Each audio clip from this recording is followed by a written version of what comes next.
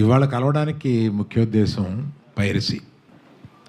అంటే కొన్ని సంవత్సరాలుగా లేని పైరసీ, అంటే కొన్ని సంవత్సరాలుగా లేకపోవడానికి కారణం ఛాంబర్ వారు చేసిన ప్రయత్నం కానీ, ప్రొడ్యూసర్లు చేసిన ప్రయత్నం కానీ, అవన్నీ ఫలించి అది కాకుండా ఓటీటీలు పెరిగి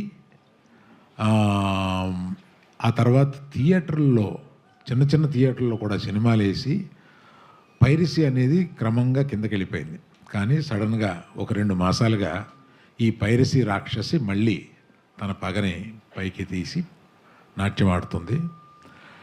ఇది మరీ ఎత్తుకు లేవకుండానే దీన్ని తీసేయాలి అనే ఒక ఉద్దేశంతో యాక్చువల్గా ఇది మొన్న ఈ మధ్యకాలంలో లేనిది మొన్న దిల్ రాజు గారి సినిమాతోటి ప్రారంభమైంది మళ్ళీ.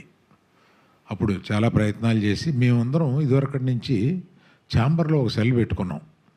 అంటే కంటిన్యూస్గా వచ్చిన పైరసీలు చిన్న అయినా పెద్ద అయినా ఏ సినిమాకైనా ఆ పైరసీని డౌన్ చేయడం కోసం మేము ఇక్కడ కొంత అమౌంట్ పే చేస్తే ఇక్కడ ఆ సెల్లు అదే పని మీద ఉంటారన్నమాట, పగలు రాత్రుళ్ళు. ఆ సెల్లు ఈ సినిమాకి కూడా ఆ సెల్ని ఎంగేజ్ చేసాము. కానీ చాలా మంచి ప్రింట్ ఎక్కువ వచ్చేస్తుంది. ఇది ముఖ్యంగా చెప్పబోయేది ఏంటంటే, వాట్సాప్ గ్రూపుల్లో కానీ లేకపోతే టెలిగ్రామ్ గ్రూపుల్లో కానీ దీన్ని పంపిస్తున్నారు. రేపెల్లుండిలో మేము కొంతమంది యాడ్మిన్ని పసిగట్టాము. ఆ యాడ్మిన్స్ని అరెస్ట్ చేస్తాం. ఇది సైబర్ క్రైమ్కి తీసుకెళ్ళాము.